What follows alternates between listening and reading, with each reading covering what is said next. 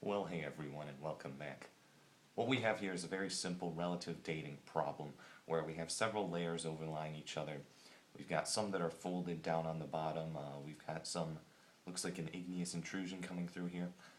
We've got a lot going on, to say the least. It is a relatively small scale one, but I think this does illustrate a lot of the concepts that you'll be using in larger scale problems where you're looking at relative dating between rocks like this. So over here on the side, this is what we're going to use to order the deposition of each layer, and take note that we will use X to represent when relatively the fault occurs. That's this fault line here. And Y to represent relatively when the folding occurs. And of course I use the term relatively to say with respect to the deposition of the actual layers of rock we're looking at here. Okay, so let's begin. Now, when looking for the oldest, it's almost always a good idea just to go straight to the bottom. So we'll go from oldest to youngest, down at the bottom here. So when looking for the oldest, it's easiest to just look straight for the bottom, because if you recall, the law of superposition states that sedimentary strata will always go on top of one another. They'll always be deposited with the oldest being on the bottom and the youngest being on the top, assuming they haven't been overturned by some sort of fold. So, because of that, we can say that, well, since A is on the bottom, there's this layer down here that I didn't bother labeling, but out of the ones that we care about, A is on the bottom, therefore A must have come first. We know that it came before all of the other layers because it's at the bottom of all of them, and we know that it must have come before the folding or the faulting because you can't fold or fault rock that doesn't exist. Simple enough, right? And then after having established that, we pretty much just go and look to the one above it and say, well, was there anything that occurred between these two that would have resulted in something coming between them? So if we look up at B, well, did a fold occur between A and B? No, because both of them are folded in the exact same fashion. Did the fault occur to A and not B? Well, no, because we can see it cuts through both of them, and it affects both of them equally here, looking at this displacement that the layers receive.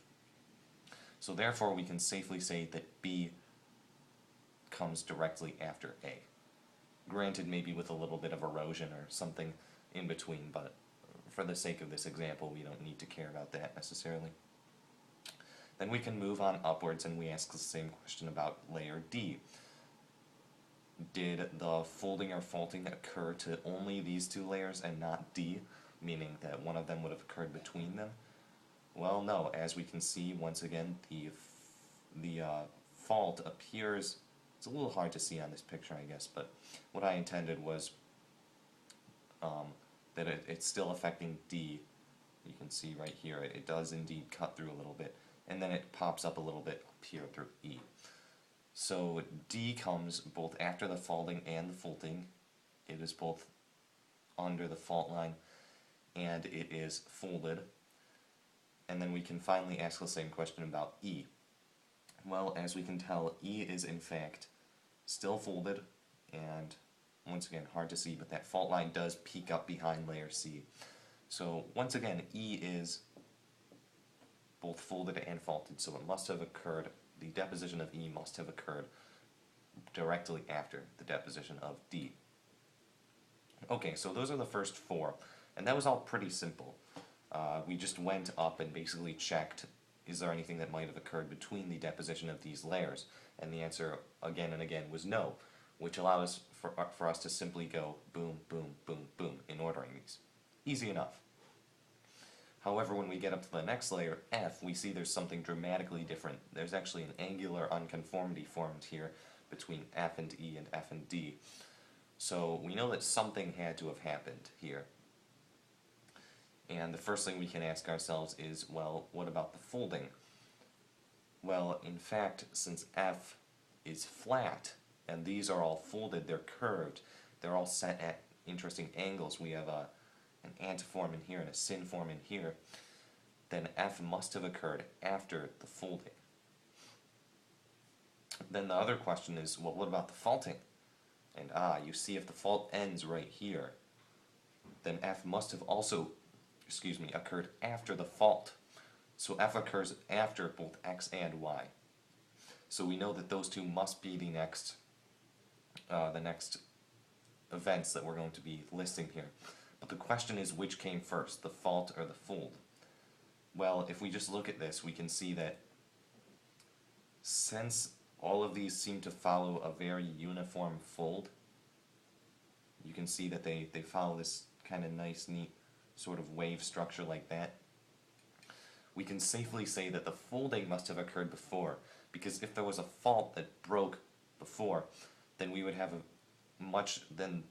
the folds would look much different on each side. Whereas they seem to be following a very similar pattern, it's just they've been interrupted, right? It's like if we just threw a slash through there. It's the same pattern, it's just the lower half has been displaced, so it looks something more like that. Meanwhile, if it were a fault, then a fold, if it were like, something like where we just have a flat layer, then a fault cuts through, then we'd have something like that. If these started to fold, they would fold unevenly, so we would have something like that folds like that, and then that folds completely differently, something, it wouldn't look as nice and uniform. So we can safely say that the folding then occurs before the faulting, and that makes sense too, just thinking about what these two things entail, because folding is generally smaller amounts of pressure, so that likely occurred in the build-up to the massive release of pressure that was the fault. Okay, so we got those out of the way. Now we can move on up to F. And now at this point we can say, well, F is still directly beneath C, so F must have been directly after the faulting and the folding. That's where we get our unconformity there. Then we can move up once more to G, and G appears to be under the exact same circumstances as F. No faulting or folding has occurred between the two, they're both laying flat. And G is still below C, so G therefore must have come directly after F. And finally we come to our igneous intrusion C, and since by the law of cross-cutting relationships, because it cuts through everything that we see in this picture, it must be the youngest. So C comes at the very end. So we have A, B, D, E, Y, X, F, G, C, in that order, from oldest to youngest. That was a relatively simple example. Hopefully it was helpful. If you'd like to see more of these sort of walking through type of videos where we do more problem-based geology rather than theoretic stuff, just let me know. Anyways, hopefully it was informative, otherwise good review. Hope you guys enjoyed, and I will see you all in the next video. Ciao.